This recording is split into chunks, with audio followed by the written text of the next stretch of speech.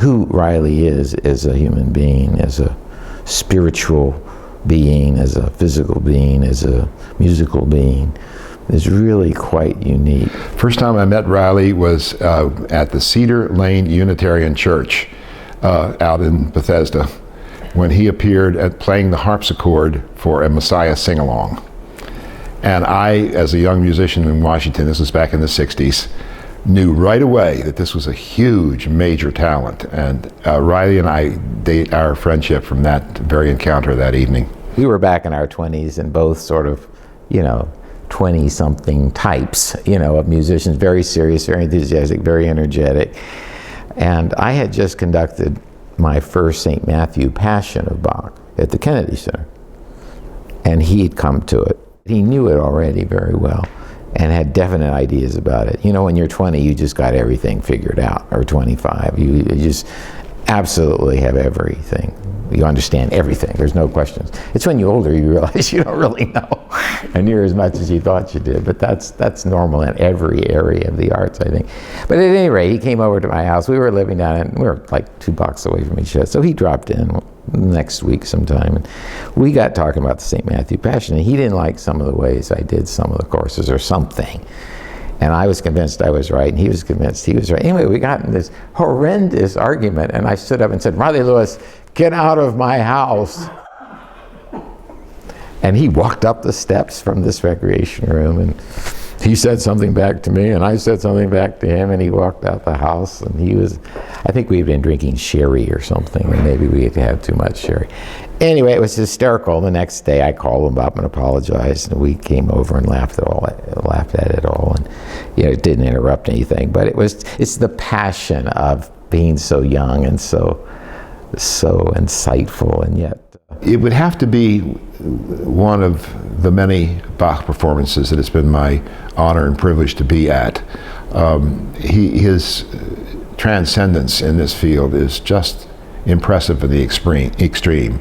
He's able to bring total musicological authority and musicianship and musicality to every note. It just drips from his fingertips, what Bach is all about. When I listen to the music of Bach, I feel like Bach is talking to me. And when I listen to Reilly's performances of music by Bach, I feel like I'm in a three-way conversation. Bach is talking to Reilly, and Reilly and Bach are both talking to me.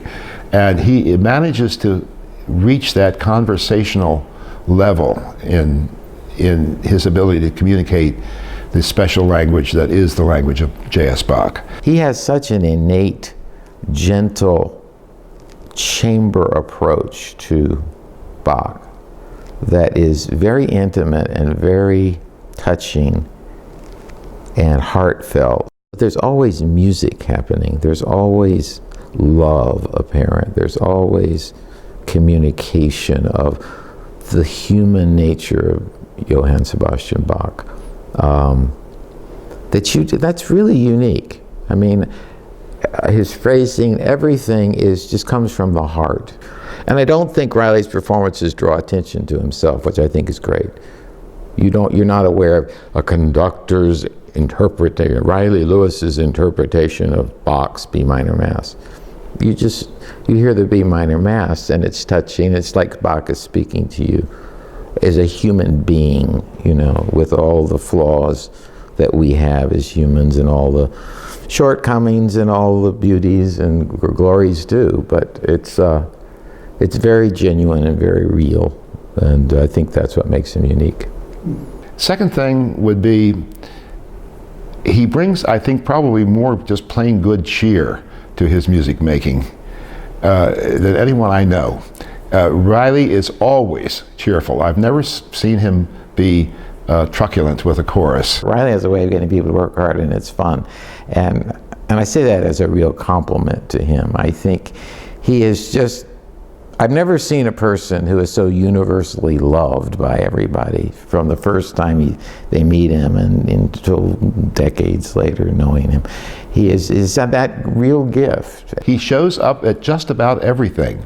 And I have seen him at some very unusual things, very remote, very small things that I would just not have expected him to be there, but there he is. Maybe he's our guardian angel, you know. But it's kind of a little, maybe this might be overstating a little bit, but it's kind of a blessing to know that there's a person in town who cares not just about his own works, but cares about the work that everyone else is doing. He feels he wants to keep up with everyone else. He's certainly very supportive of everyone else, as we are of him. And it's a bright, shining part of the choral community here, all of whom, you know, really get along with each other. I think he's probably the prince of communication amongst all of us, and the kind of the untitled head of our choral community here in terms of just, aren't we in this wonderful field together, and isn't it great to be able to make music? But Reilly's a special one, and certainly this honor that you bestow upon him is well deserved. I would like to say, what a lovely midterm break for you to have a lot of people forcing you to stop and listen for just a moment and be told how much we love you and how much we appreciate you, because you got many long years to go. And I hope I'll be around for the 110 years from now, and the 120 years from now, and maybe even the 130 years from now. Although I'm a little older than Reilly, and so I'll probably drop off the edge of the table before he does. I wish him many more years, and just don't stop. Just keep going and keep making. You're a treasure to our city. Reilly Lewis has been at the forefront, if not the leader of us all, for so long, and we all love him and respect him and wish him many more great years.